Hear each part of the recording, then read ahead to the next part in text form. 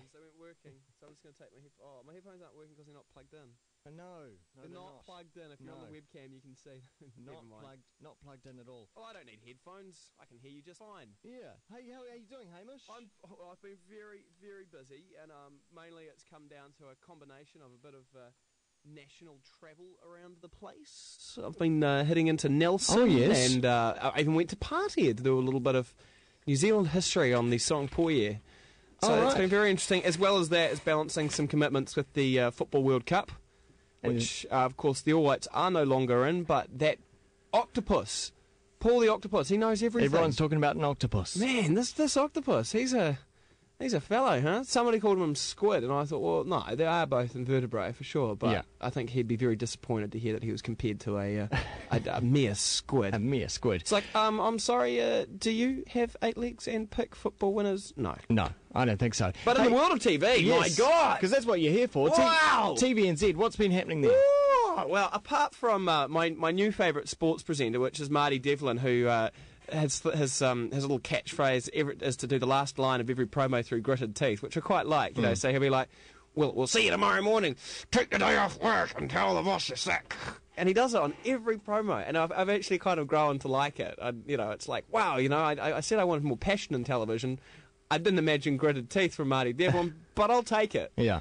But no, okay, so let's just back up about not this week, but last week, or maybe it was the Sunday of the week before even, but I'll count that as last week.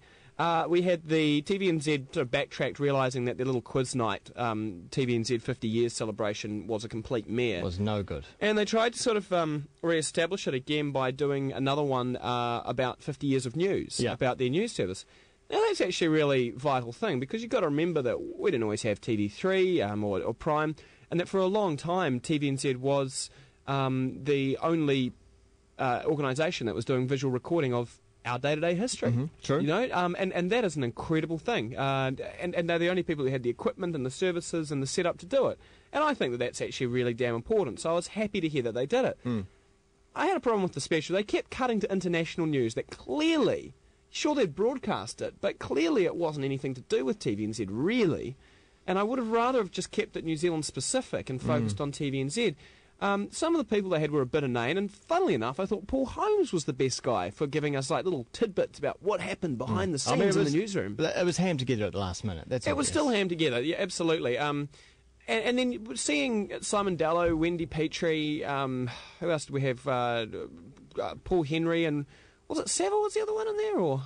There was a fourth one, wasn't there? Or maybe it was just those three. Dougal Stevens? No. This was in the studio. Anyway, they had sort of this senior journalists, TV journalists standing there, and I looked at it and I went, God, that's it, isn't it? Like, as far as senior guys go, Chuck and Savile, and that's pretty much it. Maybe Barbara Drever, and it's like, your depth of experience in that newsroom is pretty shallow. Well, talking about that, the newsroom... So, let's move on to the newsroom. So we've got this celebration. God, 50 years of news, aren't we amazing? And now this week, massive cuts across all departments, editing, camera, as well as the journalists. Of course, they're under massive commercial pressures under the national government to create a return. So this is a cost-cutting exercise disguised as bringing the newsroom up to date and with new technology and everything. Yeah, well, I know that they've tried to do upskilling of their people within the newsroom to try and get them to multitask a lot more, cut their own stories and stuff. But I know for a fact that there has been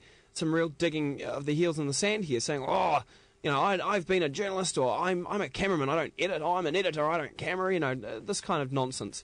And I don't really think that you can do that. I mean, come on, there are 12-year-old kids out there that can go out with a camera, shoot and edit and cut their own story. It's really ridiculous to think that we can't upskill people to do that in the newsroom themselves. And I think actually it gives a better purity to the story as well. But I mean, that's just me.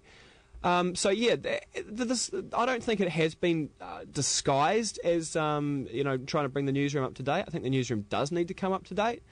My only concern is that I wonder, does this actually mean anything better for the content? Because let's be honest, TVNZ News is completely dictated to by the commercial reality of what's going to have mass appeal. And that has been their biggest problem for some time.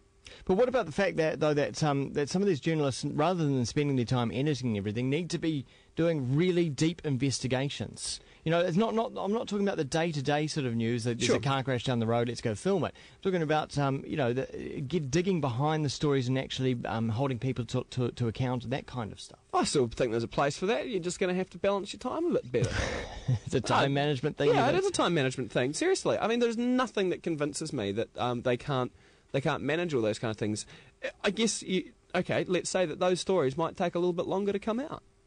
But then it depends how good your journalists are. I mean, again, hiring people straight out of broadcast school, which seems to be something that TVNZ does, and that's fine.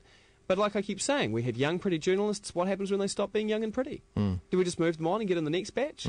I know it's a cost-cutting thing too, because you don't have to pay them as much because they're kids and full of enthusiasm and vigour. Yeah. And there's nothing wrong with that. There actually isn't. But the only problem I have with it is if it's not for a long-term goal. And who loses out?